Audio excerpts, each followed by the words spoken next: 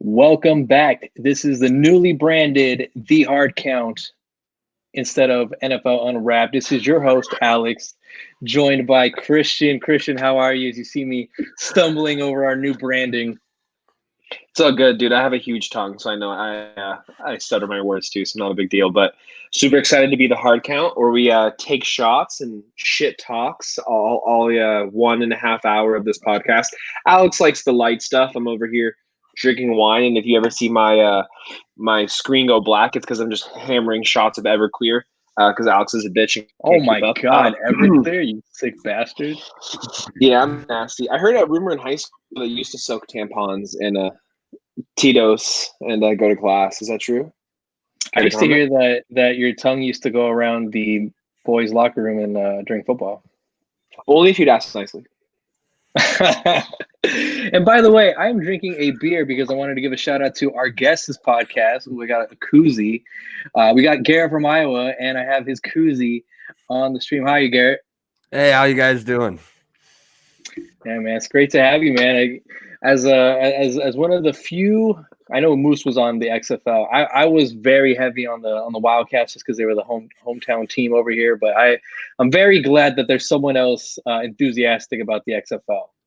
I just love football, man. I mean, it doesn't matter who's playing, MAC, NFL, XFL. If it's on TV. We got a spring league championship game coming up next week, so yes, yeah. I saw that. That's gonna be good. So, when are we getting the XFL back? Is it 2022? It's coming back. February of 2022. Which the more shit that goes on with the NFL and everything this year, the smarter The Rock looks for doing that. Even though it sucks waiting a whole year to have it back. Yeah, I agree. Yeah. I agree. Kristian, we getting Wildcat season tickets? I mean, I played. They're not that bad. I almost bought them before. Yeah, they're only $40 a game or something like that for nice tickets, and it wasn't. Well, wasn't the really bad. Nice tickets, it was $500 for the entire season. That's not bad at all. That's what I meant, like 40. Get VIP suite and do all the bullshit, man. No, it'd be a blast.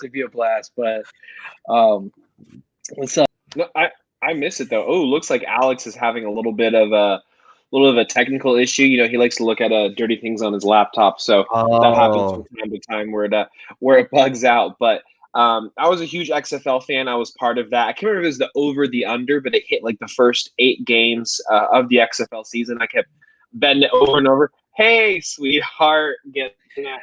I'm so sorry. I went to go click to go to show an ad, and I fucking clicked out of the window. Damn, slipping. We're only 3 minutes in. What a rookie mistake. You know what?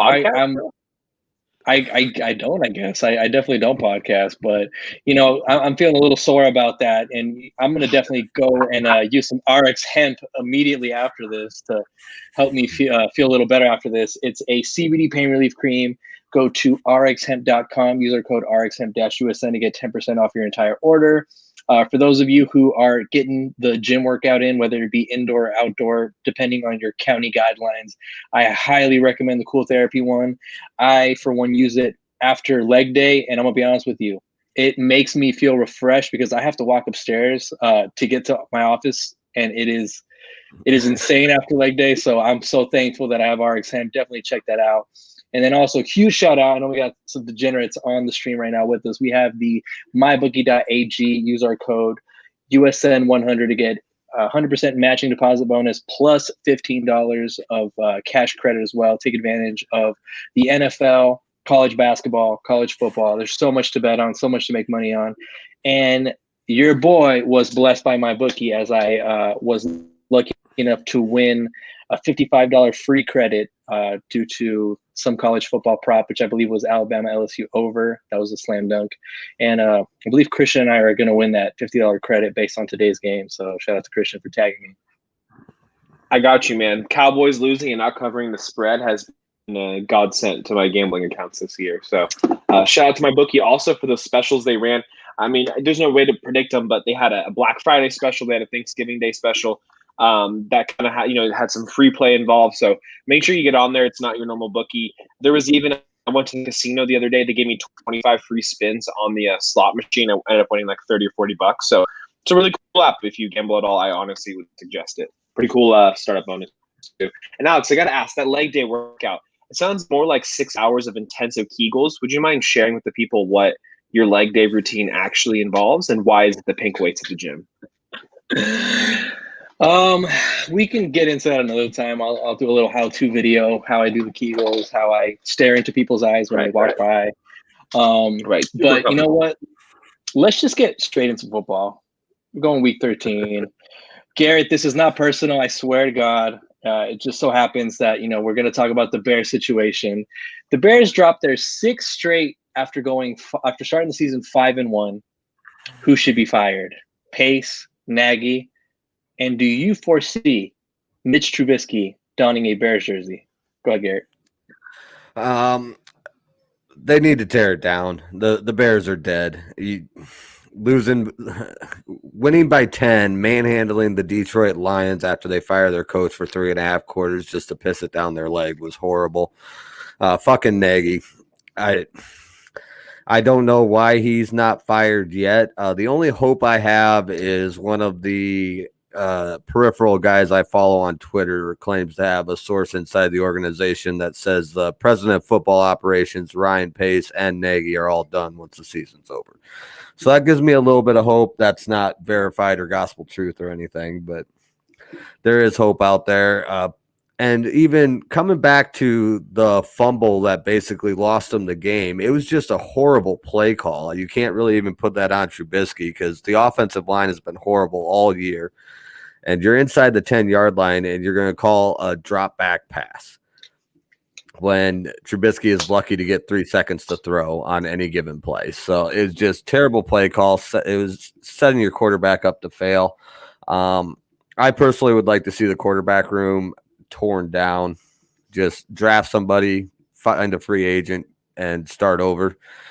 Whether or not that's going to happen, I don't know. Trubisky has looked better, and I think he's one of those quarterbacks that if you get the right coach in there, he could be – I mean, I don't think he's ever going to be elite level, but he could be a good quarterback and be good enough to take the Bears to the Super Bowl if you get the right coach in there, possibly. But I personally favor just tearing it all down and starting over. All right, Kristian, what are your thoughts, man? I kind of feel in a similar way to you. I see what hurts for me saying getting rid of Nagy is, what was it, 2016? He was coach of the year. And if they didn't lose to the Eagles, who knows if they go to the Super Bowl and get a win that year. So it's hard for me. Someone definitely needs to be fired. I don't know exactly who that person needs to be, but if it is Nagy, and you get someone like the Chiefs offensive coordinator or, someone else that's a pretty high caliber, you might want to make that move. I think they have to retain, in my opinion, at least one of Mitchell Trubisky or Nick Foles, because if you go young quarterback, I think it would be beneficial to have one of those guys on the roster kind of as like a not only a backup quarterback, but just to give incentive to the guy that you draft to kind of get him to play a little bit better. Alex Smith with Pat Mahomes would be the best example for that. But you guys have won 5 games, I want to say.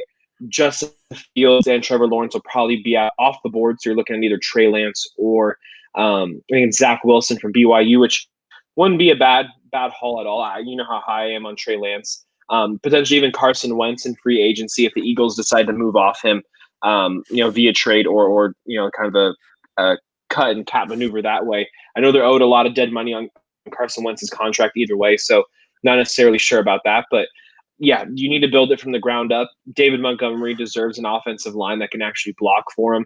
Like you said, whoever's behind center is only going to have 3 seconds to throw the ball. I think they need to get some offensive linemen in there that are actually going to block. Same thing, you guys have 5 wins, so even if you wanted to go offensive line, Panay Sewell is probably gone. So free agent market is probably your best bet there, and then go young in the draft. But you guys have a ton of fun weapons. I mean, having David Montgomery, Tariq Cohen, and Cordell Patterson, I think, is super dynamic running back core. And then, I've said for years, Allen Robinson has been underused. Mooney is very, very good. Anthony Miller as well. Cole Kmet, tight end, seems to be coming into his own as well. So I think it's super high for the Bears. I think similar to the Chargers, outside of the quarterback position, you have a really good roster. You just kind of need to make a move at head coach and use some of that draft capital you get for sucking this year and just move forward next year. And I would not be upset if they kept Trubisky and went O-line for the first 2 rounds of the draft, because especially in this draft. That's the biggest need. Yeah, and honestly, I definitely think Nagy's got to go. I mean, the play calling. I even had my gripes last year. I mean, David Montgomery, he is a very good running back. I just don't. I think they get away from the run a little too soon at times. I remember last year there was a few times where I was like, why the fuck are they not feeding the ball to Montgomery? I mean, Montgomery to me, he has a very like effective running style. I think he's like, I mean, he's shown it the last 2 weeks that he's really, put it out on the field. But I'm so concerned with the way the Bears are, because Allen Robinson obviously wants a contract. They haven't given him a contract. Garrett, I don't know if you know, I don't know if you are aware, but is there any inclining in the, like, the rumors that they actually are going to sign him, or is that going to be it for Allen Robinson as a Chicago Bear? When they first didn't offer him the extension, the overall consensus was that they were just waiting till the end of the year to see what the salary cap was going to be. That has trended the other way. Once again, these are all rumors, but trended the other way. I think he's going to get out and try to find himself a quarterback, is the way it's starting to sound. I don't blame him, to be honest. Having Blake Bortles, Foles, and Trubisky as your QBs, and then look what he's done with that quarterback. Imagine if he went to New England or any of the other teams that have a quarterback. Shit, Pro Bowl for sure. Yep, exactly. And with Montgomery too, he could be so much better if he just had some blocking. I didn't look at that run right now, by the way. Yep, he's running for his life. Yeah, every play. And going into the Packers game, he was like I can't remember. It was like 28 or 29. He was real close to the bottom for yards before contact and then he was top 15 for yards after contact in the NFL. And if he had some blocking to where you could get him 2 or 3 yards downfield before he's getting hit, I mean, he's going to be averaging 6 yards a carry. Right. At least. I mean, he had that same thing at Iowa State. They had an awful offensive line, and he was getting hit like half a yard behind the line of scrimmage on average, or some crazy stat like that. So free Allen Robinson and get David Montgomery an offensive fucking line, please. Yeah. And even if Robinson goes, which I would love to see him come back, I think with Kmet and Mooney, you have the basis. I mean, you still have to pick up another wide receiver, but Mooney has really been coming into his own. So I think if we get a decent quarterback and some O-line in there, even without Robinson, we could be a threat next year. No, I agree. I mean, I don't know if you guys have seen some of the film on Mooney. Mooney gets great separation. It's just whether it was Foles or Trubisky, they're just not hitting him when he has just an immense amount of separation. I mean, he's having these corners on skates, and his numbers don't show it. But this is when you have to go to the tape and just see, like, it's not necessarily him. It's just, he's not getting the ball like he should. But he is a phenomenal route runner. I was very high on him when he was coming out. I didn't expect him to contribute this year. I thought Anthony Miller would have been kind of that option, but Mooney's definitely taking care of that. But yeah, Allen Robinson is in that kind of talk of like DeAndre Hopkins of like, it doesn't matter who's at quarterback, he'll perform, which is like you've seen it's not a universal thing that receivers will continue to perform even without, stellar quarterback play. But yeah, no, I would love to see Allen Robinson with a different quarterback, but I don't know. I have this like soft spot for the Bears because my brother's a Bears fan, so I always kind of want them to do good for them. So like, I'm gonna ask you, Garrett. I put the over on the Bears win total this year, and that might have been just maybe like my my little feeling for my brother. Like, yeah, they're gonna be good. Do the Bears get 8 wins this year? In your opinion? Last week I would have said yes. Brutally honest. I'm going to say yes, and I'm going to steal something from another podcast, but I'm going to call it's the battered Bears fan syndrome. Because right now, probably the best outcome for the Bears would be to lose out and be higher in the draft. So they're somehow going to find a way to win 3 games, end up 8-8 out of the playoffs and in the middle of the first round. Because that's what happens when you're a Bears fan. Well, they have the Houston Texans this week, the Vikings the following week, the Jags after, and then Green Bay week 17, which they may possibly be resting players, but who knows? Yeah, that's well, you know what? I guess I could just pray for a push or just hope it's not anything bad. But you know what? That's kind of what happens when you bet on the Bears, right? Yeah. Yeah. Now I've made a few bets on the Bears early on in the season.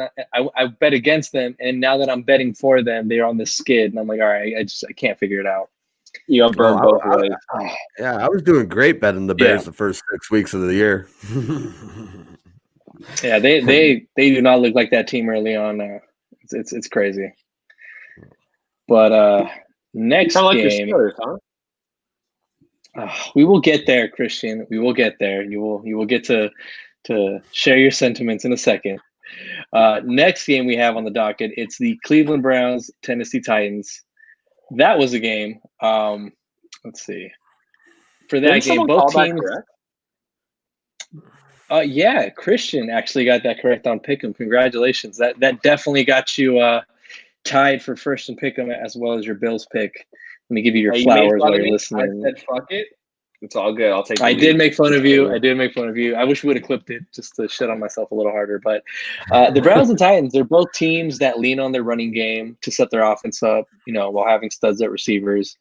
Do you consider these teams contenders or pretenders?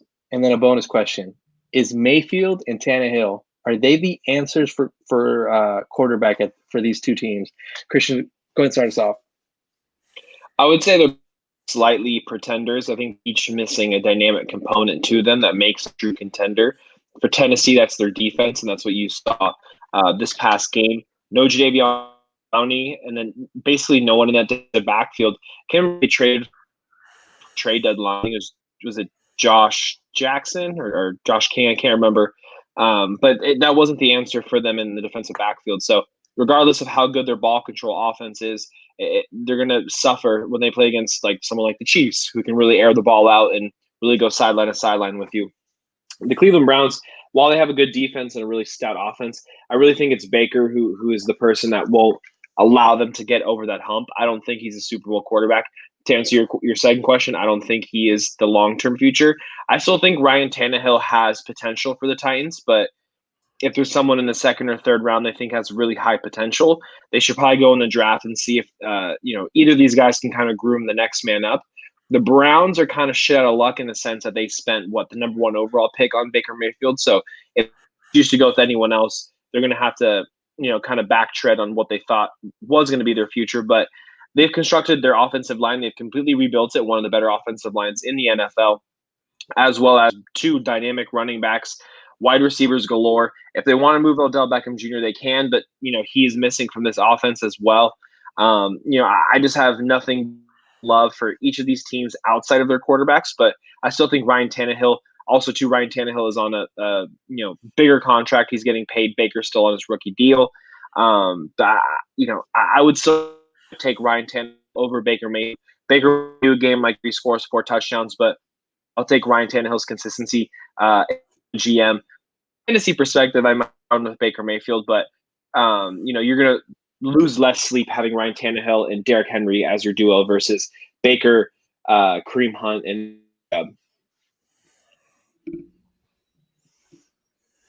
Garrett. I like them. Tennessee, I think, is just stuck in that playoff team window right now. I don't think they got what it takes to win a Super Bowl, but they're a good team and they're going to be in the playoff picture probably this year and every year to come for a few seasons at least. I don't hate that idea of picking up a young quarterback second or third round with a high ceiling. Definitely work for them. I think the Browns could be dangerous this year. Just Baker Mayfield may not be a Super Bowl winning quarterback, but you could argue that neither is Nick Foles, and the Browns are definitely heating up at the right time. I don't think anybody wants to play the Browns right now because they are hot, and Mayfield's been managing games well, and he could do enough to get them there. Yeah, I mean, I definitely like the Titans as well as a contender. I mean, the only problem with the Titans for me is like I feel like they don't really have like any bite to their defense. There's not like on the Browns, you have Myles Garrett, you have Ward in your secondary. You have players that, you don't need a perfect defense. You need a defense that's going to make a that's going to force a turnover at a pivotal point in the game. And I don't think there's anybody on the Titans that really screams that. And that's no disrespect to Biard at safety. I think he's a phenomenal safety. But in terms of game changers, I just think the Browns are better suited. I know everybody has their gripes about Baker, but, not to shoot him bail. And again, as a Steelers fan, I know I'm probably one of the more level-headed fans in general because I don't necessarily shit on on division rivals, but I've been very impressed with the Browns. With the way they've game planned and kind of, they focus on their strengths. They're giving the ball to Nick Chubb. They're giving the ball to Kareem Hunt. They're putting the ball in their playmakers' hands. Obviously you would love for OBJ to be healthy and be there. And I know he wants to get the ball, but if this screen pass to Kareem Hunt, like if you kind of just have to build your game like that, you've got to go for the winning type of football. And this year, I've been very impressed with the Browns, and that's from a Steelers fan. So this is with me not wanting to give them too many flowers, but very impressed with the Browns. And Myles Garrett, shout out to him. He's been a monster out there this year. I'm a huge fan of Denzel Ward. If I give the Titans contender, but I don't think they have the bite on defense. I give the Browns contender because I think they could really catch a team sleeping. And like we'll get to in a second, my Steelers have been quite sloppy the last few weeks, and you can't play like that against teams like this because they'll get on you, even though we did beat them. But Christian's not back. So there he is. Do you think Tannehill? Maybe I'm just getting my wine refill. For sure. Gary, do you think Tannehill's the answer at quarterback for the Titans? Like, do you think he gives them what they need? Because I know, when you talk about quarterbacks, like everybody, if we put them up to Mahomes, Watson, like they're never going to hit that tier. But are they the franchise quarterback based on what their system is? Like, is that their answer for their system? Titans have been one of those teams, and there just seems to be a whole bunch of them once you get off the top tier that just been really inconsistent. It's been really frustrating gambling because you just never really know. There's a whole bunch of teams in the middle that you just don't know which team you're going to get. You're going to get the Derrick Henry that rushes for 50 yards, or you're going to get the Derrick Henry that rushes for 190. And if you can consistently get 150 yards out of Henry every game, then Tannehill can be your franchise quarterback because he just doesn't really have to do much. But you get in a situation where a team can bottle up Derrick Henry and put it all on Tannehill's shoulders. I don't think he's that quarterback. Yeah, he relies on setting up the run game to make the pass game work. And if you can take away the run, then he's in trouble. Yeah, I think that's the key to stop both of these teams for sure. Next game on the docket, we got the Raiders. Now, the Raiders are playing the Jets, and Kristian, you were in the group chat that I announced that I could see the Jets somehow sneaking a victory against the Raiders. And even though they did not get the victory, I definitely was just the whole time like, yeah, no, I could see the Raiders lose this game. Now, they ultimately didn't. But obviously, Greg Williams was trying to secure Trevor Lawrence for his boy who seems to just not lose his job. You know what I'm saying? I'm not going to name job. Greg Williams' thing is his son was defensive coordinator, so I got a little love for that family. But is like someone who is like, I still think he's good at his job. I think that he lost on purpose. He secured them Trevor Lawrence, but even when he was with the Browns and he was their head coach for a little bit, I thought Greg Williams did an amazing job. So I think he's that classic person. Like I said, he's good at his job, but is just shitty with all the personality traits because he always happens to find the way to get fired, even when I think he does a good job. And also, to take into consideration who the Jets have on defense. I mean, they got rid of their best player in Jamal Adams. They're trying to get rid of Quentin Williams. They got rid of Avery Williamson to you guys and the Steelers. So really taking into consideration what Greg Williams was given, and look back on the Browns and look what he did. CJ Mosley sat out this season, by the way. Yeah, which also CJ Mosley sat out. which is another thing too. Isn't his fault. So I think Greg Williams will land on his feet. Honestly, is probably a blessing in disguise because the Jets are just a cancerous organization. I don't think anyone can disagree with that. Yeah. What do you think, Garrett? Yeah, definitely.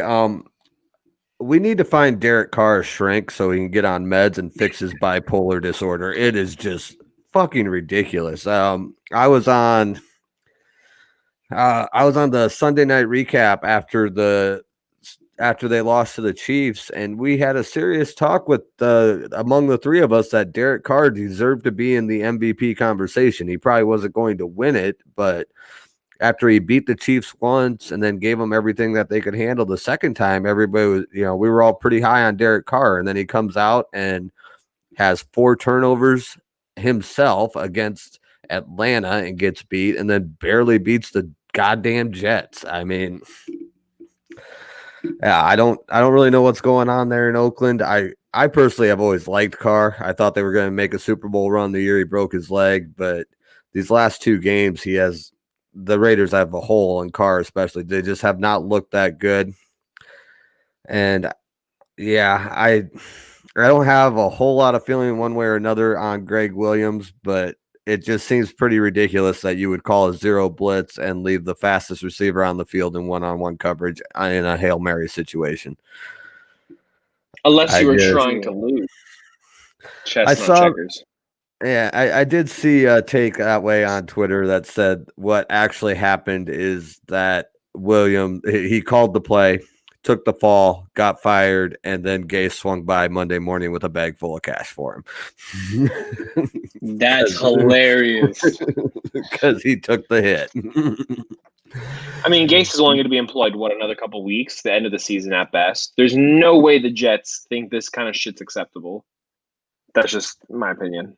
All right, real quick. Let's pretend that my mic that is halfway shown. This is a crystal ball. What if I tell you Adam Gase is their head coach in week 1 of next year? What reaction would you have to that? Because I also expect him to be fired. But let's just have a hypothetical conversation. If Adam Gase is the head coach of this team next year, what do you make of the Jets? I think that there's one. I think they're competent. 2, I think there's a real central stays college. Adam Gase isn't fired, or if they kind of back him towards the end of the year. I'm a college guy, especially somewhere at Clemson, which is like super pampered and a nice place to be. I go to an organization that's proven that they can't support one. And even I think honestly, I'm a USC bias, so I understand if you don't like Sam Darnold, but I think Sam Darnold's a great quarterback. Whatever team he goes to next, I think is going to be the winner of dysfunction in the previous franchise. So, I think there's a real chance Trevor Lawrence stays in college if they don't fire Adam Gase, and that would be just peak Jets fandom that the guy they want isn't even available in the season they tank. I personally think he enters the draft and pulls an Eli Manning if Gase doesn't get fired. I would. Just straight up refuses to play for him. Just imagine he publicly makes a statement like, "Hey, if the Jets still pay Adam Gase, I will not sign a tender. I will just sit out the season." That would make for great content during this pandemic. Yeah, there's also no free ads, but there's an individual that I would be just watching repeatedly to watch him melt down if that happened. A Jets fan, the guy that has a podcast, said he's hilarious. But yeah, I don't see any way. If he's the coach week 1, the ownership has basically made a statement that they don't give a shit about winning. So that's right. That's the long and the short of it. And I agree with our old wise cheese there that the Jets fans would riot. Yeah, I feel like Jets fans have really gone through it. Yeah, and I mean, especially with what the other teams in New York are doing. I mean, the Giants brought in Judge, and they're looking good.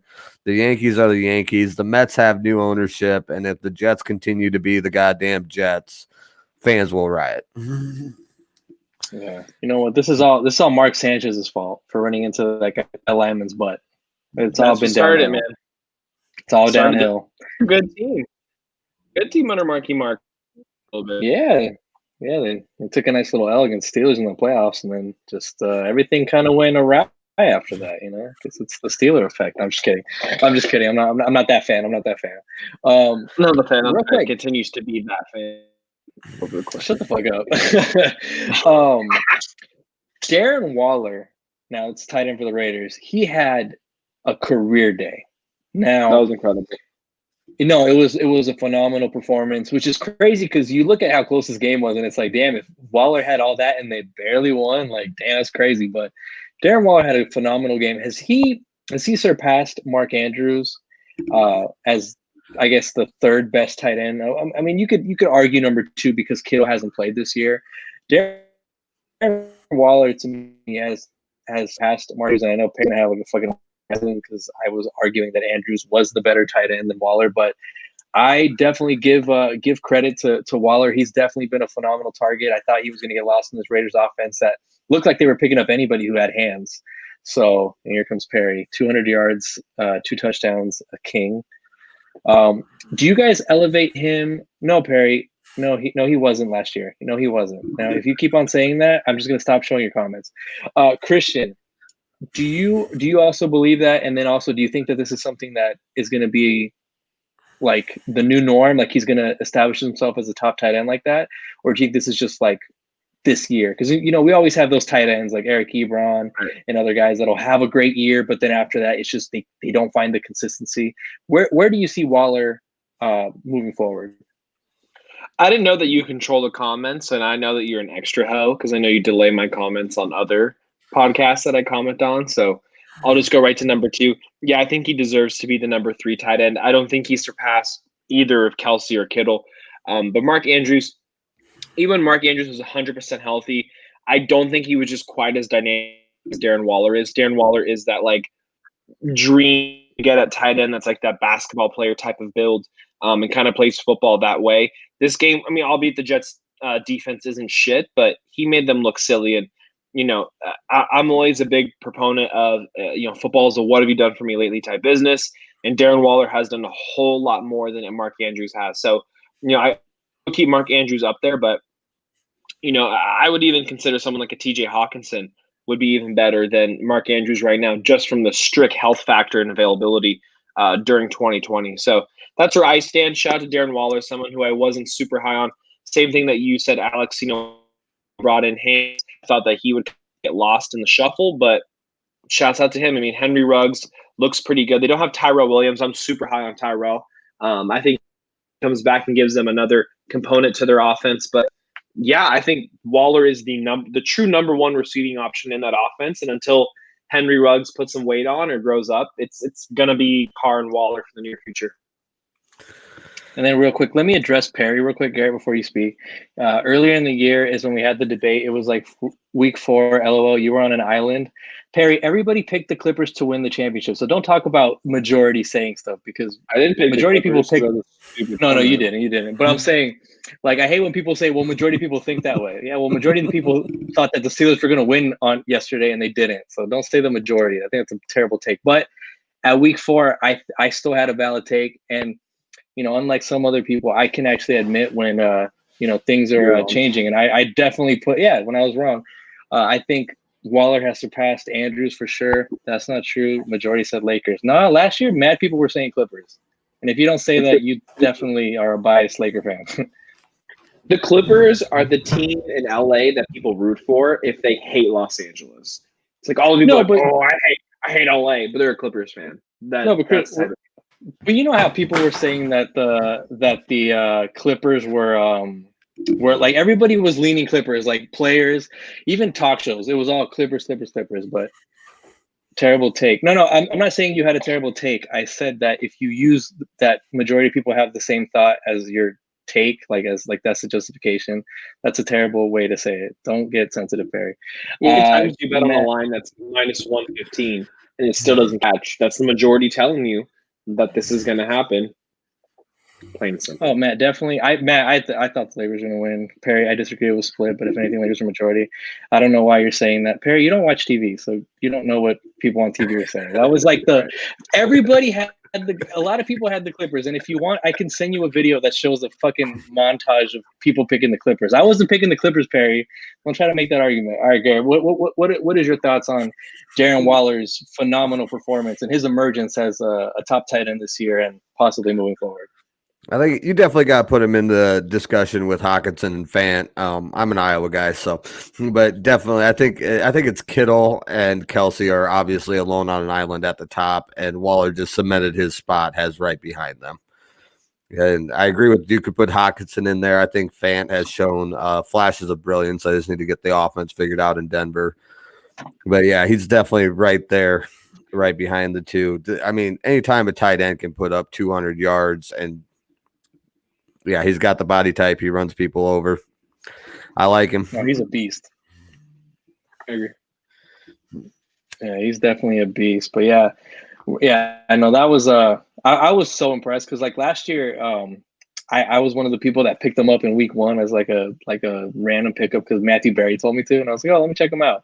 Fucking blew up. And then hearing his story, it's just shout out to Darren Waller, man. He's fucking put in work and got himself into the not only being in the NFL but being a fucking phenomenal player in the NFL.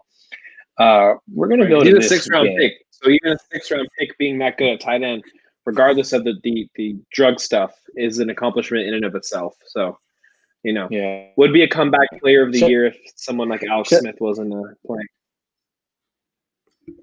Yeah, no, yeah.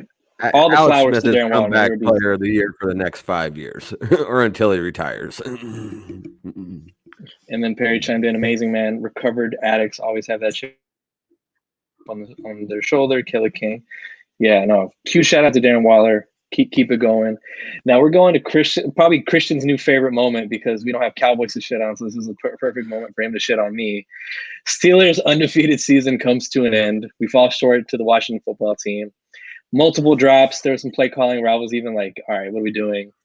Washington stays alive in their playoff hunt, which, I don't know about you guys. In my preseason predictions, I didn't have the Washington football team and the New York football Giants fighting for a playoffs for the division. And Perry chimes in, Washington defense is legit. Damn right they are. Montez Sweat. Kristian. Real deal. Oh, that defensive front for the Washington football team is phenomenal. Kristian, what were your thoughts on the game? What do you think this tells us about the Steelers? What do you think this tells us about the Washington football team? So I'll go with your Steelers first because it's just been top of mind. I think your offense is too one-dimensional. No run game has really shown.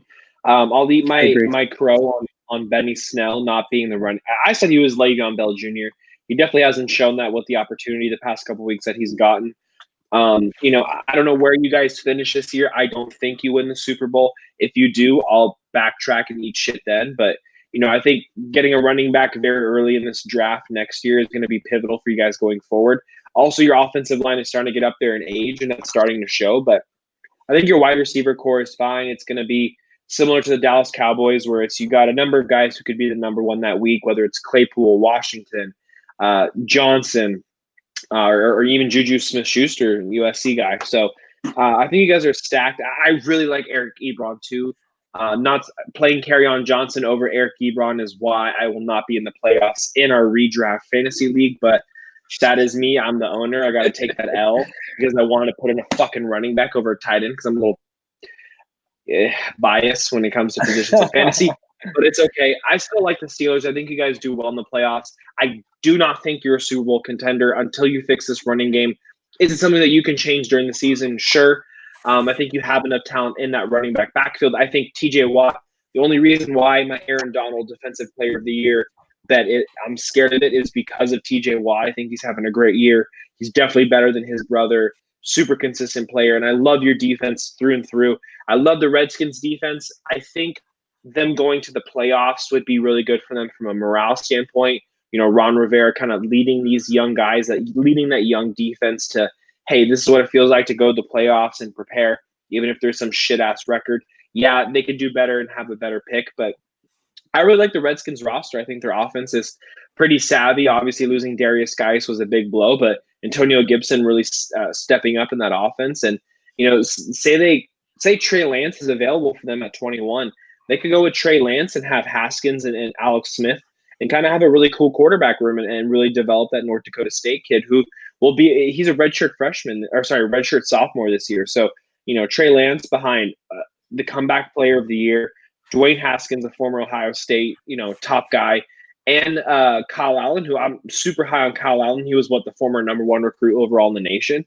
I really like Ron Rivera. I think the Washington is really building something special. And I think it's just one of those years where they kind of had to clean the crap out of the front office, go through the scandals, and now they're going to get a chance to go to the playoffs and kind of feel that taste of success. I really like them. But your Steelers, man, this kind of showed that you guys aren't invincible. And a lot of those wins were, really close.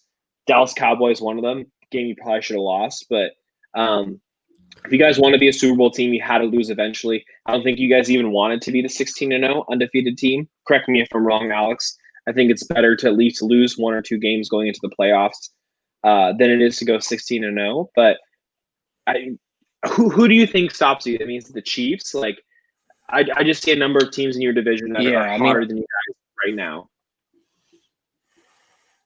Yeah, no, I definitely agree. I mean, the Browns are playing out of their mind right now. This last game was impressive. I mean, Baker, for all the questions we've had, I mean, he had a hell of a first half. But I mean, I'm confident with Steelers. I am. I'm not going to lie and sit here that the Browns aren't putting in work for the division themselves. I know. I saw Myles Garrett tweet out that are they opening the door for the division? No, we're not, Myles. Sit down. But I want to put. I didn't put this. I didn't put this comment on now because I wanted to wait till we got. Yes, Matt, I definitely used some RX hemp on my heart after that Steelers loss. So yes, I did do that. Thank you for your concern. But I definitely have been very concerned about how sloppy the games have been. I mean, Mike Tomlin made it public that, hey, for the receivers that aren't catching the ball, if you're not going to catch the ball, we're going to put somebody else out there. And that's just Mike Tomlin as a coach, and I love that. Deontay Johnson had some drops that I think were just damn, that hit you right in the hands. Ebron had a couple of drops, which was tough. So, these games like this, this isn't our first sloppy game. This wasn't we dominated 11 straight weeks, complete dominated, and then we got here and it was a surprise. Like you said, the Cowboys game we could have lost. We almost lost to the Ravens. I think these losses are better now because you're seeing the players start to kind of comment I don't know. Claypool tweeted I don't know what losing feels like, and then Corey was in his feelings about that. It was I get it. It'll rub people the wrong way, and sometimes a little humble pie is good. I'm hoping that it's as a positive, but on the Bets Unwrapped podcast, I did say that when I predicted the Steelers win total, I did say they were going to lose to the Washington football team, so I jinxed my own team. But Garrett, to a team that I root for that has similar colors to your Iowa team. What are your thoughts on the Steelers, and what are your thoughts on the Washington football team? With the Steelers, I think this was a good loss for them. They had to take one. You don't want to be going into the postseason 16-0. A little bit of the humble pie is good. They definitely need to get the run game going. I don't know. 3 weeks ago, I was pretty high on them going to the Super Bowl, but the Chiefs have been coming on. The Browns have been coming on. And if you rely on Big Ben to throw 53 passes in a game to win, I just don't think you're going to do it against those two teams. But hopefully they can take some lessons away from this and get the run game going because that's a glaring deficiency in their offense right now. And for the Washington football team, I think they're setting themselves up to be a scary first-round game. The NFC East has kind of been a joke, and I don't think I'd go crazy and bet the house on the football team winning their first-round playoff game if they get there. But, they get the right matchup. They could surprise some people. They definitely look put together. And comeback player of the year for the next 5 years or until he retires for Alex Smith, because that's just an incredible story, and he is looking really good. So, yeah. And I also want to make it clear, like, as much as the Steelers did shoot themselves in the foot, Washington deserves a lot of credit. They came out and performed, even though Scary Terry was kept, under 50 yards, under 4 receptions. Like, he was kept in check, and they were still able to pull out the victory. Like, this Washington football team has grit. Ron Rivera, one of the NFL's, I want to say, best coaches in terms of morale boosters. Like, he's just rallies the troops. Like, this Washington football team is out here performing, and definitely they deserve credit. I mean, they definitely, kept this game close and finished it off. I mean, kudos to them. And I was very impressed with them. I'm also very impressed with their Twitter department, because I keep on getting tagged in their videos, making fun of us for losing, and I can't help but like it, because I'm like, all right, it's kind of clever. Yeah, well, it was also very impressive because they didn't really blitz. They just basically let Big Ben sit back there and try to beat their coverage all game. I can't remember exactly, but it's something like 90% of the plays they were only rushing for. It was just a ridiculously high number that they weren't blitzing anybody and just relying on their coverage to get it done, and it did. So I think that's another question mark for that. That's why you got to have the run game going for the Steelers, because if you could drop 7 back into coverage every play, that's not very good.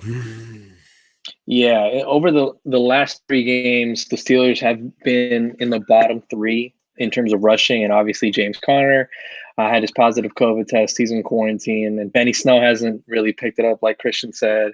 So yeah, it's very concerning, because it reminds me of the Killer Bees days, when we didn't have a defense, but we had to throw it like 50 times, and it was just like, Big Ben is a gunslinger, so those turnovers are going to happen, like the way they did in this game. It was tough there for sure. But anything else you want to say, Kristian? All right, transition. I'm super encouraged that Ron Rivera is the head coach of the Washington. I think that's a perfect fit for a team like that.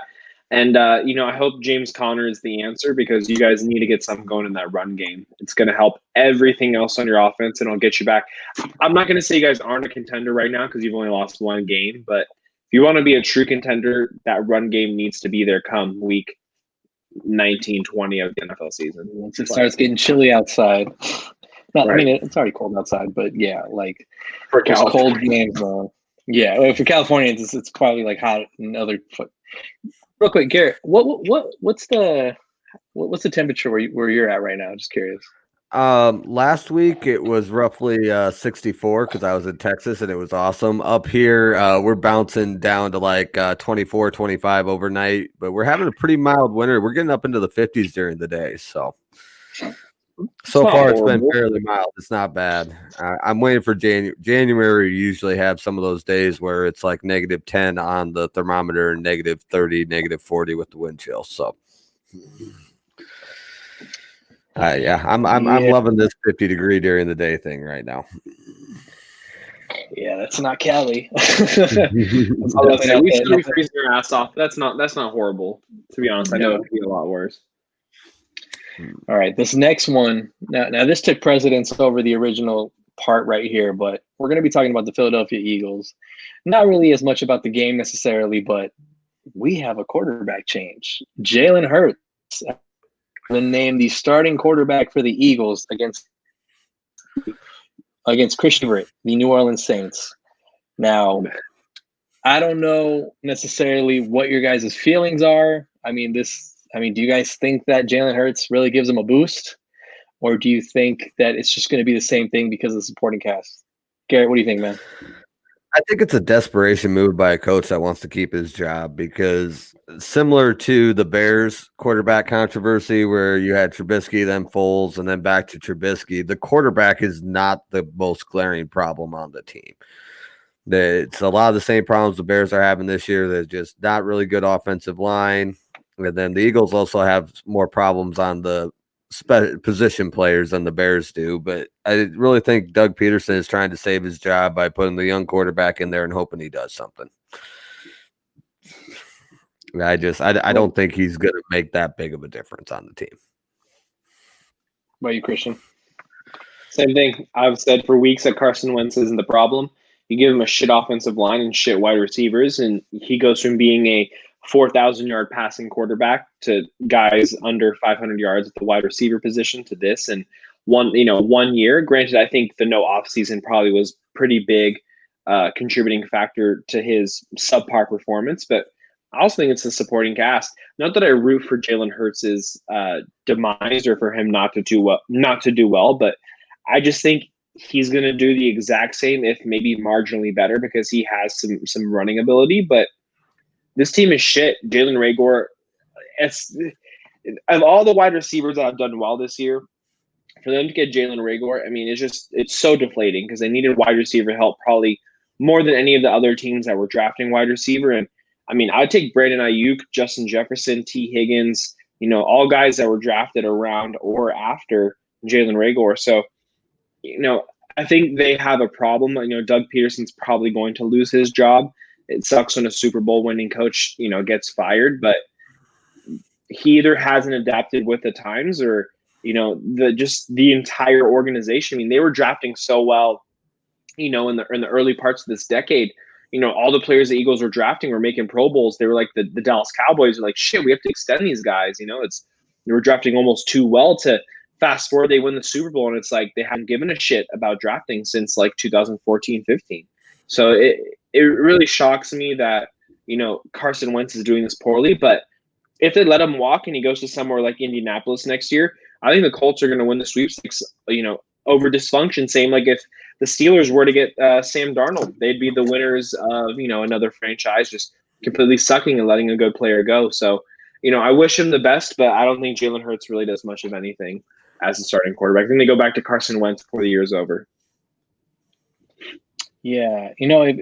If people have talked about the Colts move, that would be interesting because it would be reuniting Carson Wentz with the offensive coordinator that he had the MVP season under. So that's all, that's always something to kind of keep an eye on. But something I've also heard, now again, this might just be me digging into Eagles Twitter a little too much, but there's supposedly talk that they're playing Jalen Hurts to try to get trade value. Now, I don't know how much you buy into that because Thank you. I am glad you saw that because any other time I've brought that up, people have just acted like I was completely crazy. I'm glad somebody else saw that take. Yeah, no, and I wanted Jalen Hurts, and I didn't want him in the second round, but I wanted him to go to the Steelers in the third round and have him sit because I still think he's a very raw talent. I mean, I don't think he should be playing yet. I think he's just, there's a lot more to his game that I think if he kind of focuses on and works on it, whether it be, his time in terms of reading defenses, I didn't think he had the best he didn't show the best in Oklahoma. I mean, he came in, he had a great play to Reagor, which I know Kristian was kind of hating on my guy because I definitely think Reagor is going to be one of those long-term guys for sure. I know he didn't show it this year, and he picked the wrong year to not show it because every other receiver went off. But Jalen Hurts did also throw an interception, which shout out to Perry. I think he jinxed them. I don't know if you guys saw that in the chat, but I blame the Perry jinx. Sorry, Perry. It's all love. But like Perry said, if I can jinx anybody and it's an Eagles, I don't care. But yeah, I could see it because I think people are still high on Jalen Hurts, the raw prospect. I think, if he comes out and does, a pretty good job and gets a couple wins, then you could flip him. And I don't like Kristian, like you said, I don't think Carson Wentz is like, that's it for him. Like he's not a starting caliber quarterback. I really do think Carson Wentz is a great quarterback. I just think maybe and it sucks to say this, but maybe he got in his own head. Maybe he heard footsteps. Like when Kristian is trying to block me from blitzing the quarterback and he can't do it because he hears my footsteps behind him. Oh man! Here comes Corey, a third member of the podcast, C152, buying all Reagor shares. Yes, me too. By the way, I just got Marquise Brown for a third round pick. I don't know if you guys realize how insane that is, but I will just enjoy that. But yeah, I definitely could see it possibly be a trade thing. Now, Gary, you heard that too. Do you think that's a real possibility? I got to shout out Wise Cheese here real quick. I told you that this was a real thing, man. we were doing the recap last night, and he just looked at me like I was crazy when I brought that up. But Wise Cheese, I saw it too, man. I saw it too. So, but the one point he brought up that was a very valid point is that it looks really bad for the front office and the head coach if they give up on their second round pick after 1 year. And kind of my counter to that is if they have a new GM and a new head coach, there's really nothing from holding them back and saying, let's go. I do tend to lean more C Money's way. I don't really think it's going to happen, but I can see why that would be out there, and it wouldn't shock me. What value you're going to get? I mean, they used a second round pick in 2019, 2020. Are they hoping to get a first from him 1 year later? Like he comes in, wins a couple games, and gets a first, like the Patriots maybe? Like I just don't. I don't understand. Is this like a Jordan Love situation where they drafted him and they realized he's not worth that value year one? I just don't know. I don't see it personally from a trade perspective, but I mean, if you get a second round pick for him next year, you're just happy that, you got the same pick you used on him. I don't know. I just don't necessarily see it. Yeah, and it would take the head coach and the GM being fired for sure, and then I think they'd just be basically cutting bait on him. And even if you had to take like a pair of thirds or take some late round stuff for him just to move him out of there, but I don't know. It also depends what they're going to do with Carson Wentz's contract because that's a big factor because the NFL is a business and that's a lot of dead salary hit if they don't play him. Right. I think it's like 68 million. It's something absurd. Yeah. No, it's crazy, Kristian. It's like it's like if they do it, it's like the worst like PR move for your team that like you have that much dead cap that's not actually being on field production. I just think it's easier to just take this year as a mulligan, get some draft capital, go into next year with your roster and potentially try to get someone in free agency. I mean, Philly's not a horrible city, so they have some allure. They won a Super Bowl not that long ago. I don't know. I wouldn't give up on Carson Wentz just yet. I think he's special, but I just might be biased. I think so too. No, I think so too, honestly, and I'm not biased. Well, if you're going to keep Wentz, why are you, and Corey's talking about Jalen Hurts there, and with him playing the unknown is always worth more. There's a lot of truth to that. I lost track of who he was talking about there. It makes zero sense to me. Okay, Jalen Hurts about like playing him and trading him after like. Yeah, well, what are you going to do? Just have him sit back up to Wentz for 4 years? Yeah, I get it in terms of having a backup. Is it going to be another? Is it going to be Aaron Rodgers, Brett Favre, where they just have him play backup for 4 years, and then send Wentz on his merry way and start Hurts? I think it's more of a Jimmy G scenario where they're just hoping to have someone to develop behind the guy who's there, and then potentially you flip him for a first-round pick. Even though the New England Patriots didn't get a first-round pick, they probably could have if they were willing to wait and kind of just sit on him because for the next two for sure. Yeah, that's why I said, what kind of value do you get? You draft him in the second, you let him go for a fifth and a sixth-round pick. I think you're better off just letting him sit and potentially, if Jalen Hurts becomes a really good backup quarterback, Teddy Bridgewater, Taysom Hill, those types of people have value, and he's young, so he could potentially be a starting quarterback for years in this league. I don't know. I agree with Corey. I think it'd just be dumb to let him go right now. That's fair. This is not a hill I'm prepared to die on. I just saw it. Like Alex, I saw it on Twitter and I thought it was an interesting discussion point. Yeah, no, I mean I saw it and I was like it was just intriguing. Like, damn, like that's really where we're at with this. Like, I don't know, it was crazy to see. But again, the Eagles fan base is pretty crazy. I mean, they boot Santa. Yeah. How do you boot Santa? I don't know, man. It's Philadelphia, man. Shout out to them. Let's see. Perry agreed. Keep Hurts. Perry's on that as well. All right, that is it. I would be looking for Hurts. I don't get Perry starting in the comments. Or the Rams, shit.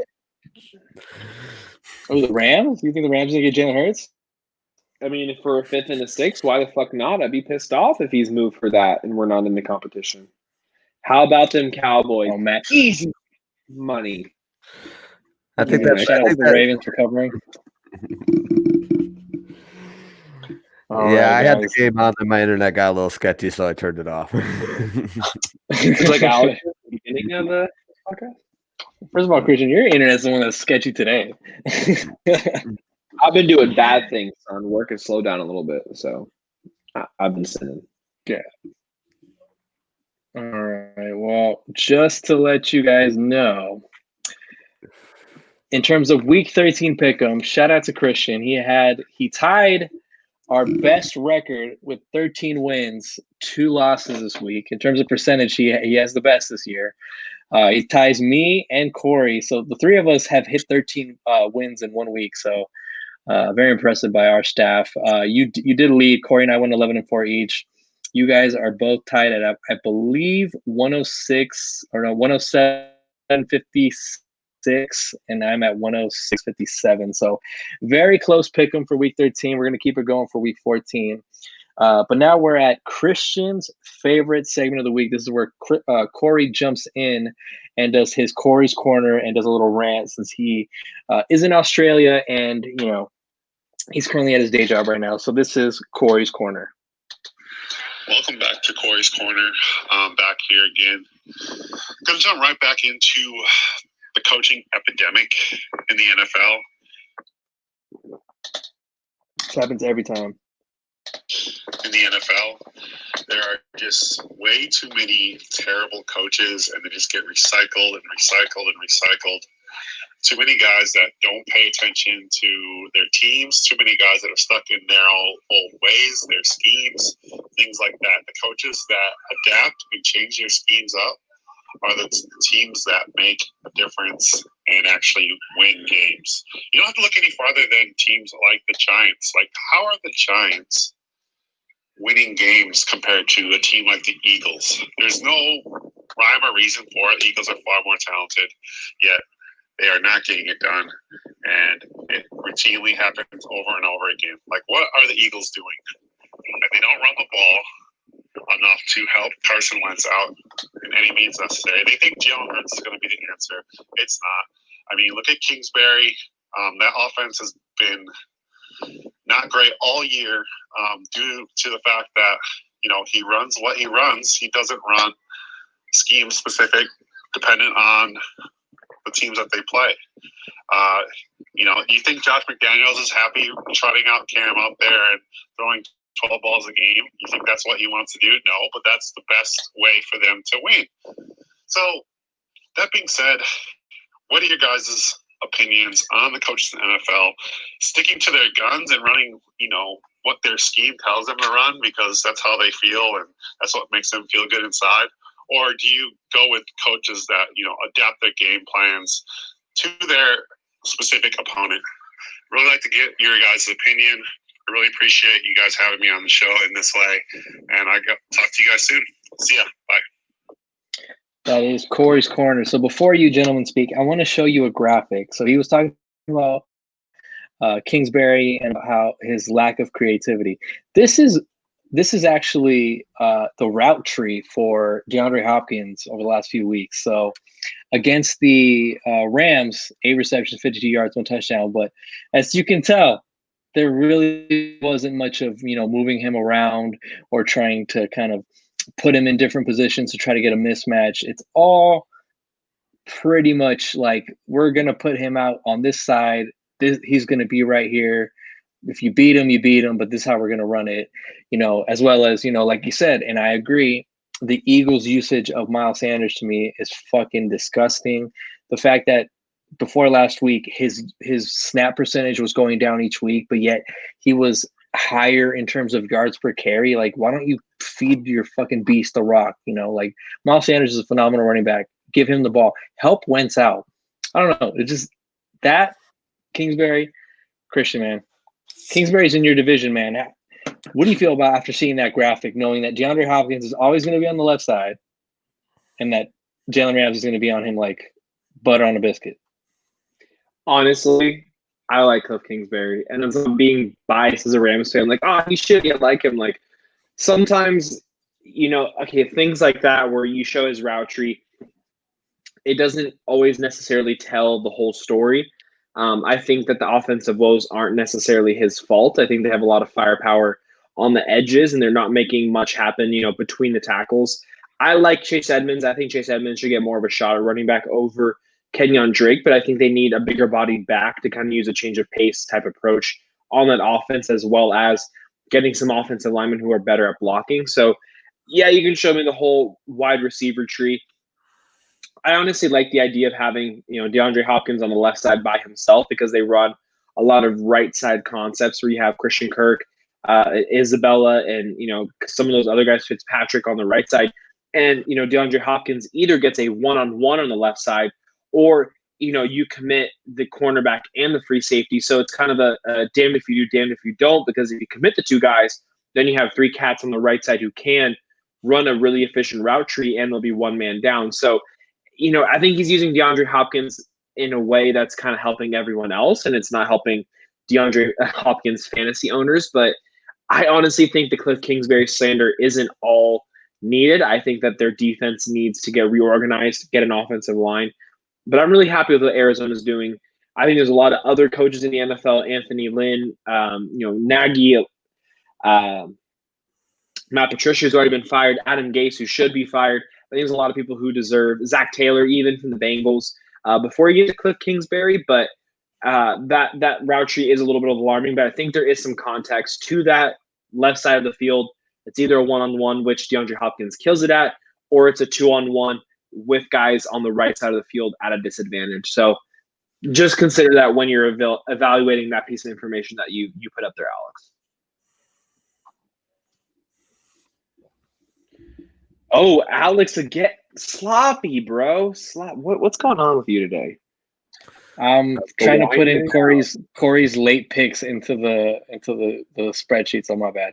Garrett, go ahead. I think Corey has. He seems to be a little hard on coaches. He's not all wrong by any means, but you look at Arizona and they are competing in probably the toughest division in the NFL right now. And you got the 49ers, who have started 48 different players this year, are still in it, mathematically anyway, to get a playoff spot out of that division. So I don't want to be too hard on the guy. There is stuff that you can do better. That route tree kind of makes you wonder, but it's also completely out of context. I don't really feel comfortable making a judgment just off that route tree picture, because you'd want to see the game. I definitely go a lot more off field than I do stats, like how the game looks and how the offense seems to flow. So yeah, I'm kind of in the middle here. I don't think he's a terrible coach, and he's definitely getting a little bit more hate than he deserves, but he's probably, there is some valid points being made there, and there's stuff that he can improve.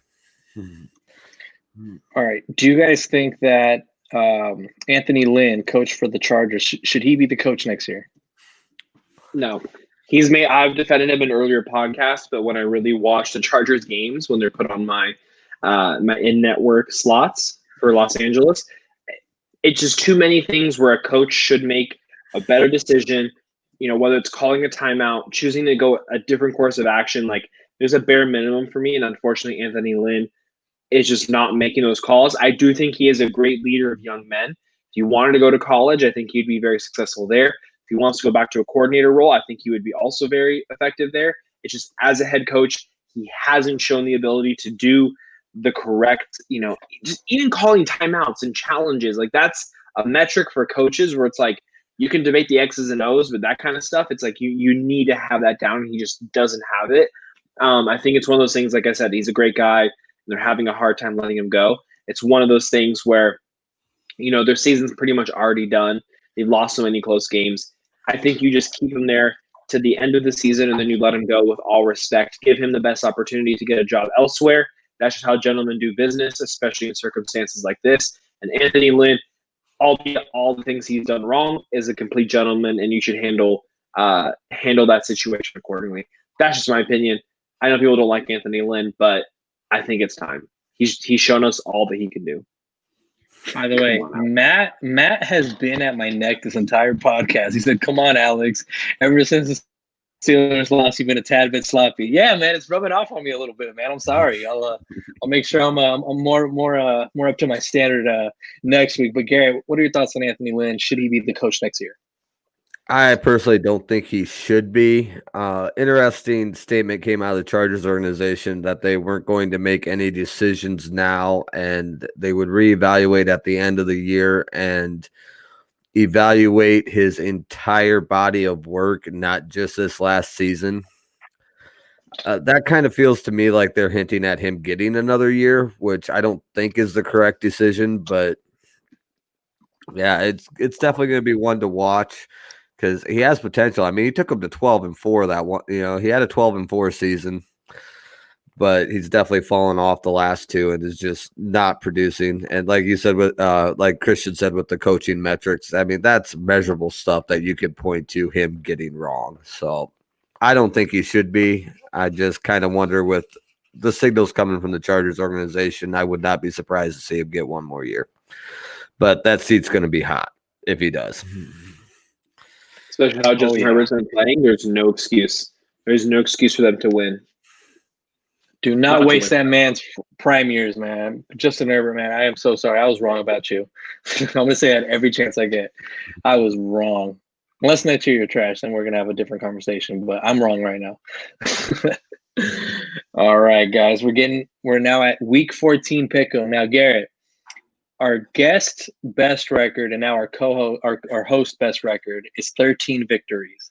You come in during a week now, stretch now, where there's no bye week. So you do have more games to kind of give you a little bit of breathing room. So do you think you can go 14-2 this week?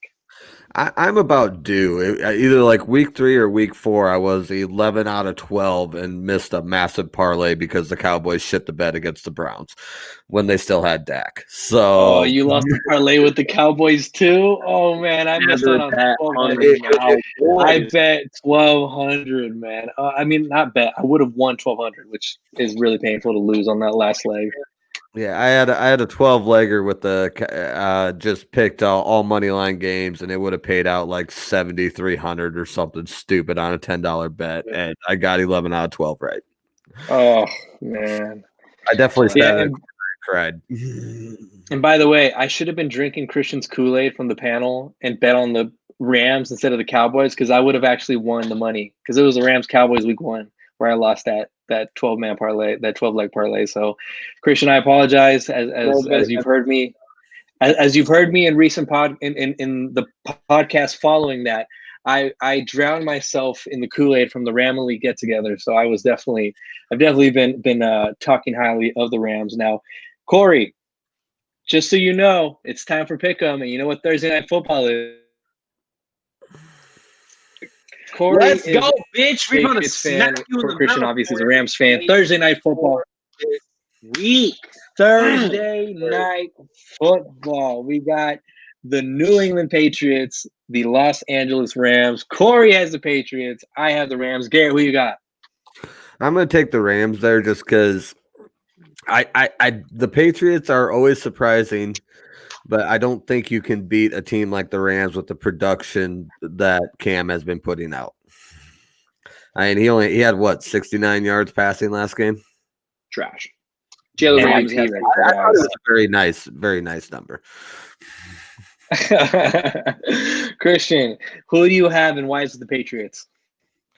Patriots are gonna get that dick waxed. I literally was on my bookie before this, and I was like, should I put $400 or $500 on the Rams? I honestly don't know which one I want to do because it's just free money. Print it like the feds. Fuck the Patriots. Bill Belichick, you do a great job against those very beta, young-minded quarterback. Corey, what one of those helmets? I see them podcasts. Those helmets you got in the back. Let one of them go, and we could put a little bet on this game. Yeah, I've already sent you money for a jersey. I'm good for it. I got the funds for it. Corey, think of a bet. In 2 weeks, Corey jumps on the live, so he'll be on Christmas vacay. Think of a bet. I want you two to think of a bet. let's see what you guys can think of. Hey, Corey, put your thoughts into the chat.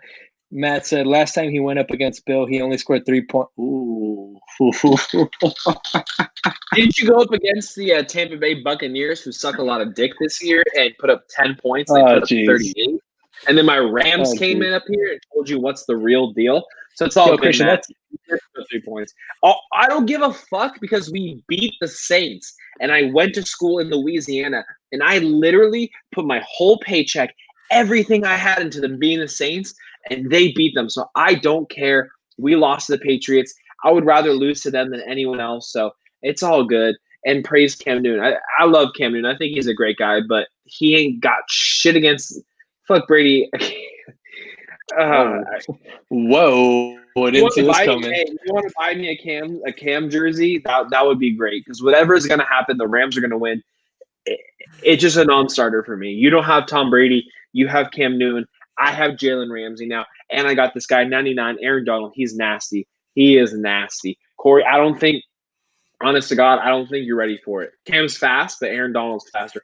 Gilmore, stop. Stop. Ooh, we got the cornerback. Garrett, just so you know, I want to say week 3, there was an insane exchange. Kristian, Caleb, and Corey were just like Ramsey, Gilmore. It was fucking crazy, man. Caleb threw up gang signs. He was about to go to war. He was looking at Southwest fly out. He was ready to fucking go. Real quick, shout out to Caleb. I'm tempted to start arguing for the Patriots to win just to get Kristian going some more. Do it. It's the best. I mean, do whatever you want. Let God be your guiding course. But the Rams are going to slap the Patriots. I cannot convey this anymore. I'm not saying we're going to cover the 5-point spread, but we are going to hit them. We're going to hit them hard. Jalen Ramsey has set the tone in the back 4. Aaron Donald in the front 7. It's going to be nasty. Someone's going to get hit in the mouth, and it's not going to be someone in a blue jersey. It's going to be that white crap gray jersey they got on the Patriots. You're going to get hit so hard. Can't wait. Gossing, I don't give a fuck. You see that dude we have out of Florida State, Cam Akers? We will tub the ball. Darnell Henderson, tub the ball. We don't need a quarterback. Give me Fitzpatrick. Give me Trey Lance. I don't know. Kristian is going to be sad after. Matt, I want you to send me some cheese whenever the fuck we win on Thursday, because we are coming. Don't even Corey, give me one of those helmets. I want them. Whatever, bro. I will give you proceeds for my rental property. We can really get a bet going. Winky faces, get in my DMs, Corey. I want your rent check. Give it to me. We're gonna bet on this game. The Rams are coming. We're the real fucking deal. That was hilarious. Perry's right. Matt sent me some cheese was hilarious. I want to get my charcuterie board on fleek. Corey put the money bags. Corey, you don't want a Dundee award, bro. I got solid gold everything around here. We can make a bet happen. Throw those back. Corey, you a girl mate. What's a charcoal cut tree? Yo. This is the longest we've been on the Thursday Night Football pick in the hard count and NFL and Wrapped history. If the Rams played the Steelers, Corey, put out a bet. Oh, I don't want your shot. Corey, have you not seen The Office, bro? Have you not seen The Office? Dundee, that is complete childhood trophy. We can go collectible for collectible. Signed Randy Wolf baseball card. Whatever little helmet you got in the back, let's make it happen. Trash. Corey, I know you're older than me, but look what's behind me. Solid collectibles. We ain't speaking the same language. Thank you, Perry. Finally, Perry comes in there with a good take. That's a culture, man. Don't do that to Perry, man. Don't do that to Perry, man. Come on. Air fryer Poppy, let's go. Air fryer Poppy right there. Shout out to Air fryer Poppy right there. Garrett, thank you for adding to the fire. I've seen Kristian like, okay, Dallas. Oh, wait a minute. In a conversation, the real men are talking here. The real men. Jesus. Steelers can come, they can speak, but only for a little bit, because y'all in the hot seat right now. The hot seat. Yeah. Seriously. Oh man, I'm so glad the Rams Patriots play this year. Can we do we got to do a stream after. You guys got to. Oh, Pat's putting up. All right. Corey, throw out a bet for Kristian. We'll get to it in a second. Let's finish up the stretch, and then Garrett, go and show off your hoodie. Oh, a little unwrapped hoodie. That's what's up. Oh yeah. I like that. Yeah, it's legit, man.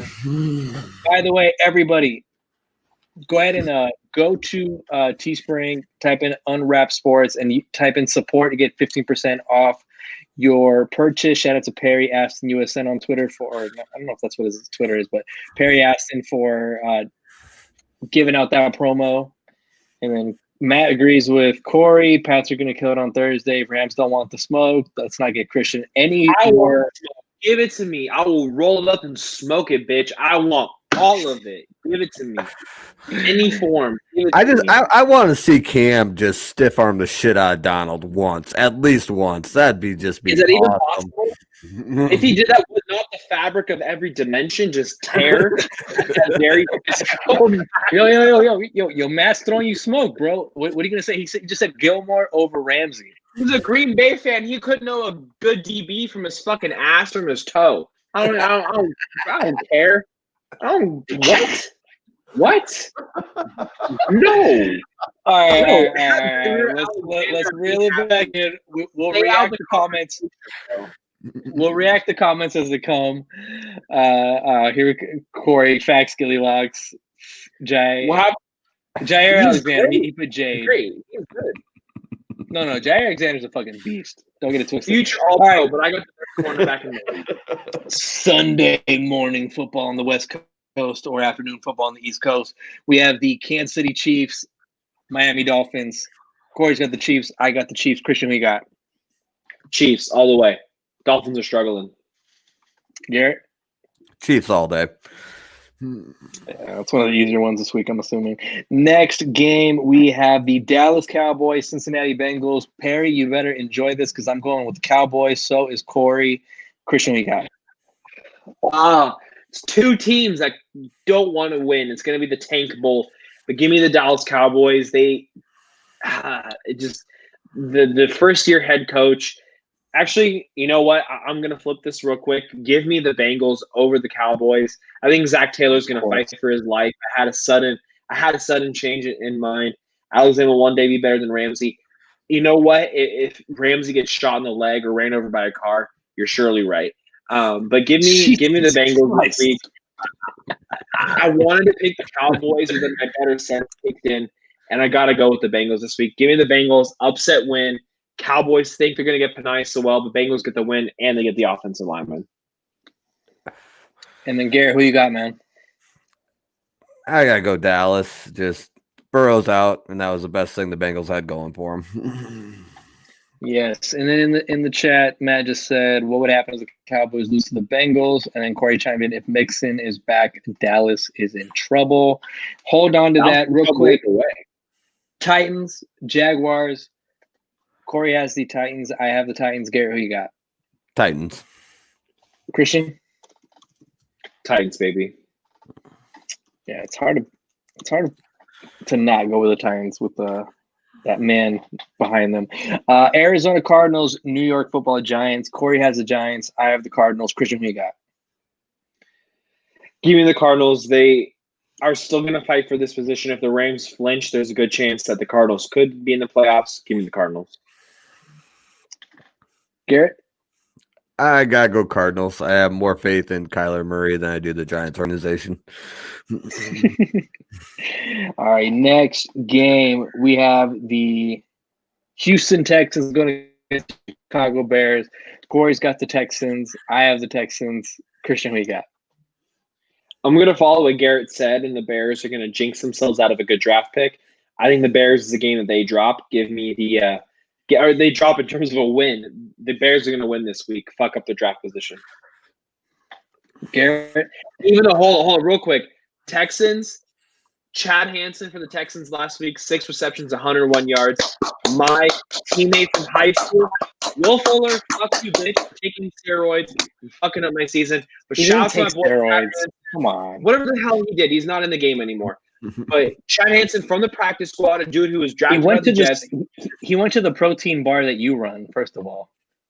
Okay, first of all, me, Clay Matthews, and old boy that was running the strength and conditioning, Brian Cushing.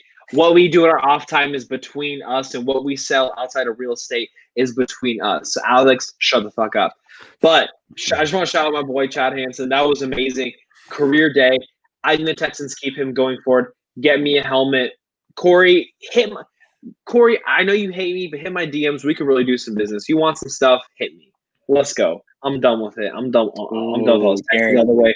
The Bears still suck. The Bears are struggling. They're struggling hard. Gary, any response to Matt on his the Bears slander? He's right. I mean, I'm not in a position to argue this. I respect the transparency, man, because I would have been like, yo, fuck y'all team, but I respect. No, I'm not I try to be a realistic. I'm gonna clip that. I'm gonna clip that response. Yeah, great. I've said it multiple times over the last 2 weeks. The Bears are dead, but I'm gonna take them for the upset this week. Just because they're the Bears and they can't do anything right, including tanking for draft position. All right, next game, we have the Denver Broncos and the Carolina Panthers. Real quick, I want to shout out CMC for not playing a majority of the season and just ruining Kristian's redraft team. Just wanted to put that out there. Shout out to you. And he's going to come back and he's going to drop 30 points this week. You would have been great in the playoffs, but not happening. Covered, deleted the app, myself. It doesn't matter to me. That season is done. Money is spent. I don't give a fuck. Mine too. I was trash. My bitch. I don't give a fuck. 11-2 season. I don't give a shit. Hey, Air 5. Come on, bro. Aim it correctly. Whatever. It's terrible. We have the Panthers. Kristian, who you got, man? I want the Panthers. I think that the bye week is going to do them well. They're gonna come back and get an easy win. What about you, Garrett? Is CMC back? I believe he is. Then I'll take Carolina. I liked how Denver looked against the Chiefs, but I think there was definitely a little bit of the Chiefs playing down to their opponent there. So I like Carolina, especially if CMC's back. Garrett, real quick, what are your thoughts on Drew Lock? This is in no way helping me or hurting me, by the way. I think he has potential. There's some stuff floating around. He's throwing farther down. He's being nice. But I don't know. They need to. Denver has problems other than quarterback. It's really hard. I don't really know on him. I think he could be good, but he hasn't really shown a solid, complete game yet. I mean, if he could have led the team to a win against Kansas City, then there's his signature game, and you're having a whole different conversation. But he couldn't get it done.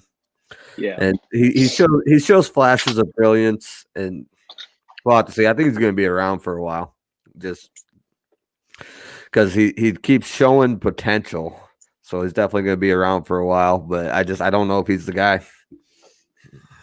Yeah, honestly, I have to kind of die on the hill regardless of how he does because of how hard I went. And honestly, I went that hard because of Corey. Same way that Corey just riled up Kristian. The same way. I was just like, fuck you. Drew Lock season, boy. Drew Lock is going to be the beast. He's going to fucking come out.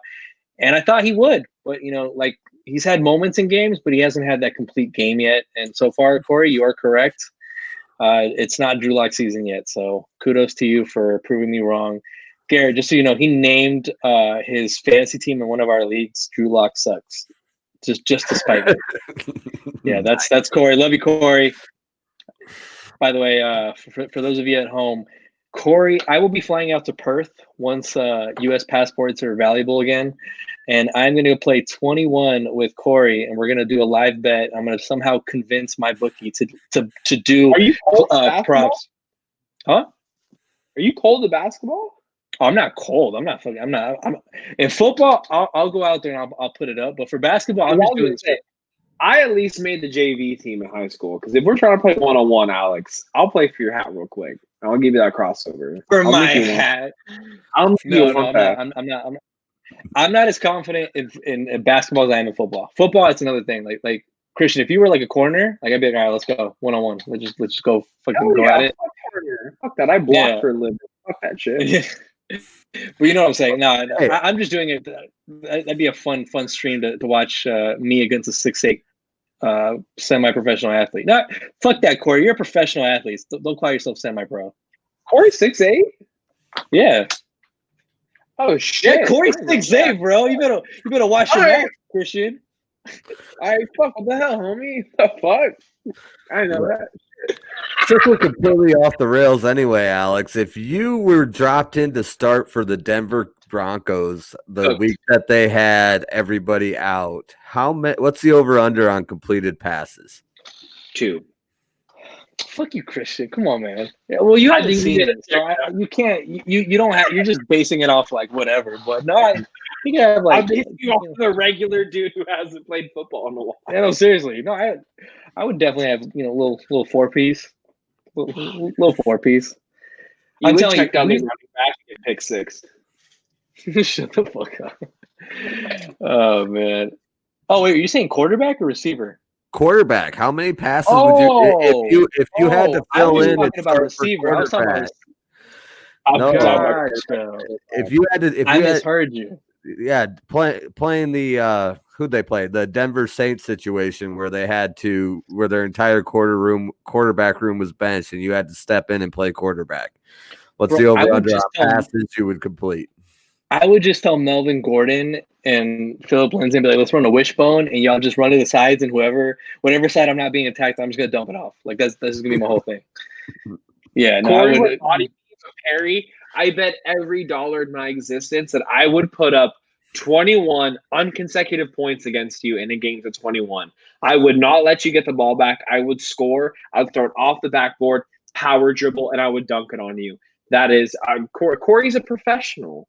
That's the same kind of thing when Jake Paul thinks he's going to beat Floyd Mayweather in a fight in a couple of weeks. Like, shit is not going to happen. Is a non-starter. Corey would work me. Corey wants to do pass rush. I'd put Corey's dick in the dirt. It's just a completely different thing. 10 completed passes. Stop. Thank you, Matt. I know. Oh boy, I played quarterback. Division 1 didn't do that. I'm just thanking Matt for being supportive. I know he's just saying it to be nice because he just went at me a little bit in the group. Matt was one of the people that actually texted me when the Steelers lost. Like he personally texted me when the Steelers lost. Like I'm sure he's been at me a little bit. I feel like you needed a minute. I needed a what? I thought you needed a minute. I don't want to text you right when it happened. No, I'm good. No. I was fine. I was at work. That distracted me. Back to Pick'em. This has been the longest Pick'em segment ever. You don't want to know what my stat line would be? Oh yeah. I actually answered this on Twitter. They would trot me out there. We would go 3 and out, and then I'd be ejected from the game for ripping Marlboro Lights and Bush Lights on the sidelines. I saw that tweet. That's hilarious. Alex would do the same thing to me if the Packers lost, especially if I was in the playoffs. I wouldn't text you personally. I'd do it in the group chat, but still. I'll love that. All right. Tampa Bay Buccaneers, Minnesota Vikings. Corey's got the Bucks. I have the Bucks. I don't know if that's the alcohol. Kristian, who you got? Give me the Bucks. I want to say the Vikings, but that loss to Dallas a couple weeks ago scares me. So I'll take the Bucks. Garrett? I gotta go Bucks. I have Bears bias here, but I have absolutely no faith in the Vikings at all. All right. Then we got they win the game. I'm surprised. Well, Jaguars with the spread was definitely the lock of the century, and that's what I got from some of my group chats. So shout out to everybody who said that to me. Next game, we have the Las Vegas Raiders going against the Indianapolis Colts.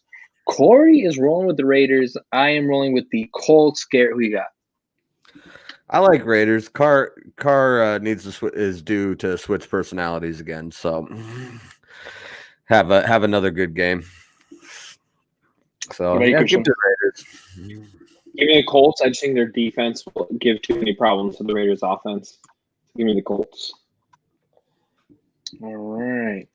Ooh, all right. Next week we got a pivotal matchup here. We got the Seahawks, Jets. Will the Jets get their first victory? Corey and I don't think so. Kristian, who you got? Give me the Seahawks. Oh, come on, man. Be bold. You don't want to be bold? I'm already beating you, son. Don't talk shit. All right, Garrett, who you got, man? We gotta go Seahawks on this. No hot take. No. The Jets are a hot take in and of themselves. I don't need to add to it. Next game, we have the Atlanta Falcons, Los Angeles Chargers. Two teams that are like on the same wavelength of like disappearing and then blowing games. Corey took the Falcons bait. I took the Chargers bait. I can't even say who was probably right or wrong just off the feel. But Kristian, who you got? Give me the Falcons. I think they have slightly more of an incentive to win this game than the Chargers. You're only picking them because you have a Brett Favre Falcon jersey. Fuck out of here. Two of them, but they're fresh. It's all good. All right, Gary, who you got? I'll go Chargers. Might as well split the group. It's a toss-up game, but Chargers are due. They've had a couple close ones, so. I've been saying that for the last few weeks, Garrett, and I've been fucking losing. So hopefully it works out for us this week. Hopefully it works for us this week. Next, we have the New Orleans Saints wash the Philadelphia Eagles with new quarterback Jalen Hurts. Corey and I think it doesn't matter. Saints for both of us. Kristian, who you got? Give me the Aints. They're going to win this game. Battle of the backup quarterbacks. Garrett? Yeah. Saints all the way. It's like I said earlier, I don't think putting Jalen Hurts in is going to save the Eagles. Definitely not. I did see your post, your comment. That's changing quarterbacks ain't fixing the Eagles. Next game, we have the Green Bay Packers, Detroit Lions. Corey and I have the Packers. Garrett, which of your division rivals are you rocking with? I'm going to go Lions here just because Packers have a tendency to let down in the second half, with the exception of the Bears game. So I like the Lions to kind of pull a surprise here. Stafford's a really good quarterback, and he could cause some problems. So let's go Lions. We'll make that the upset pick. All right. What about you, Kristian? Give me the Packers. I hate to agree with Matt after all the shit that he's talked during this podcast. Give me the Packers. I think they win. All right. Ooh, look at Matt coming in. Come on, Garrett. Sorry, man. I got to throw an upset in somewhere, and I'm running out of games. Next game, we got the 49ers and the football team. Corey's got the 49ers. I got the football team. Kristian, who you got? Give me the 49ers. I think that I don't know why. I think that they think that they have a shot to make the playoffs if Jimmy G comes back. So I think this is a must-win game for them in their minds. So give me the 49ers. All right, what about you, Garrett? Let's go Niners. Kittle and Jimmy G are both supposed to be back before the end of the year. They're going to be pushing hard to make an impact in that division, and I mean they are the defending NFC champs despite the injuries this year. So let's go Niners. I think it's also going to be a little bit of a letdown for the Redskins following the incredibly awesome upset win against the Steelers. No, it definitely was an incredibly awesome upset, and I agree. Next game, Sunday Night Football. We got the Pittsburgh Steelers, Buffalo Bills. Corey's got the Steelers. I have the Steelers. Garrett, who you got? I'm going to go Bills here. I watched that last game, and the Bills offense was just silly. Diggs on the outside just it was just ridiculous. That was on purpose. That wasn't a mistake. I'm just kidding. Yeah, I mean Diggs was uncoverable that game. It didn't matter whether they were doing zone or man or press or drop back, whatever. So look for the Bills to make a push. They seem to be a team of runs this year. They'll lose a few, win a few, lose a few. So I think they're back on one of their winning streaks. Yeah, I don't hate that. Kristian, who do you got? Perry's bias on his Bills take for a number of reasons, but the Bills are going to slap the Steelers silly. They're gonna slap the Steelers silly.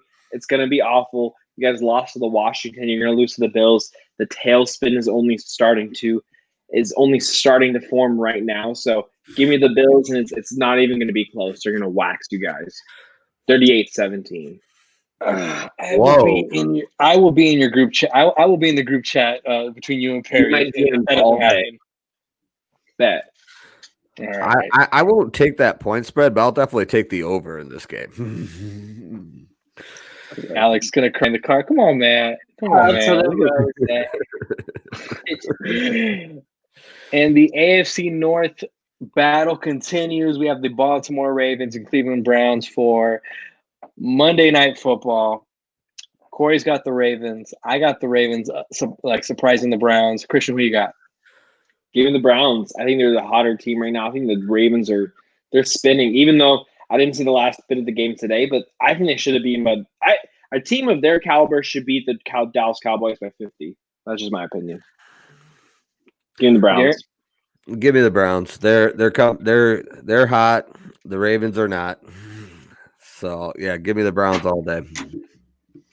All right, that wraps up Week 14 Pick'em. Garrett, thank you for coming on today. I very much appreciate it. I know Kristian, I had a blast with you today. Go ahead and shout out any pods or anything you got going on this week, and your Twitter. Garrett from Iowa on Twitter and Sportscaster. I got the People's XFL show talking XFL and basically everything professional that's not NFL. That'll be on tomorrow night and every Wednesday night, 8 p.m. Central, 9 p.m. Eastern. And, give my boy Midnight Moose at Midnight X Moose a follow, too. He's my co-host, does a great job. Shout out Moose, also from the Unwrapped Sports Network. Kristian, go ahead and plug all your financial gains like you always do, just to belittle all of us who have a day job. Suck my dick. Go to scoutpads.com if you're looking for any financial literacy, real estate investment opportunities. I got all of that for you. I love the Unwrapped Sports Network. I was a co-creator, but I think all of the young gentlemen and women of this network do a much better job talking about sports than I do. But if you want to talk about money, you can hit me on my Twitter, and you can go to scoutpads.com. What is Alex pulling up? Oh, what? You trying to put me on gas like that? Yeah, that's the website. Yeah, they got great articles. Their Instagram is very knowledgeable. Definitely 5-star reviews. We're just a credible investment firm. No big deal. Yeah. No big deal. Yes, just definitely. For sure. And then be sure to follow me on Twitter _Alex Valadez. I do my player props. Shout out to the people in my DMs asking me for my opinion. I appreciate it. Glad I was able to make. Yeah, no. This week was probably one of the weeks where I was like, great. I did a 4-player parlay in the Vikings Jaguars game. I ended up making $96 off a $4 bet, which was kind of great. So shout out to that. Yeah. Oh no, thanks.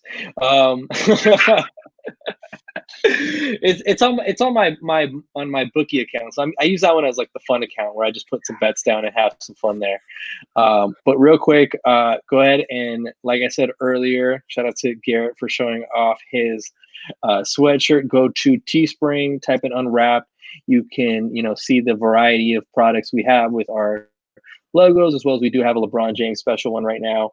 Go when you make your purchase, type in support to get 15% off your entire order. Shout out to Perry for making that a promo this week.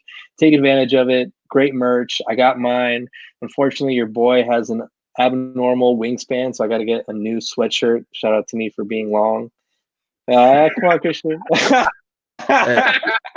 Real quick, humble brag. I just went 4 for 4 on college basketball tonight. Hey, let's go. That's what's up. So yeah, I had a minute, so I checked the Illinois game because that was the other one I had money on, and Illinois fucking trounced Duke. Ooh, really? Because I had Illinois money line as like a joke. That happened? 83-68 final score. Oh, shout out to Plus Odds. Let's go. Yes, I had the Illinois money line also. I don't know. It's not if you count. I don't. Probably like 5 units up tonight. I don't know what you guys Yeah, consider. let's go. Smaller, but yeah.